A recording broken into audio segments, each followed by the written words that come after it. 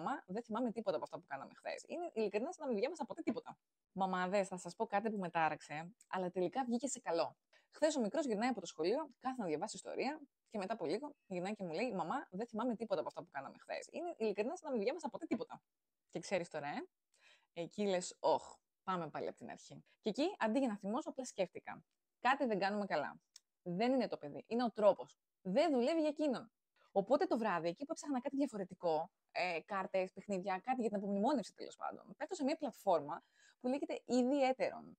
Δεν το ήξερα. Είχε κάτι που έλεγε κάρτες μάθησης και λέω: Οκ, ας το δοκιμάσουμε, ας το δούμε, ρε παιδί μου. Κορίτσια, το παιδί κόλλησε. Είναι κάτι σαν χαρτάκια με εικόνες, με βασικά σημεία. Δεν είναι δύσκολα και δεν είναι κουραστικά. Και του έμειναν. Μετά έκανα κάτι που είδες και μου λέει: Μαμά, τα πήγα καλά.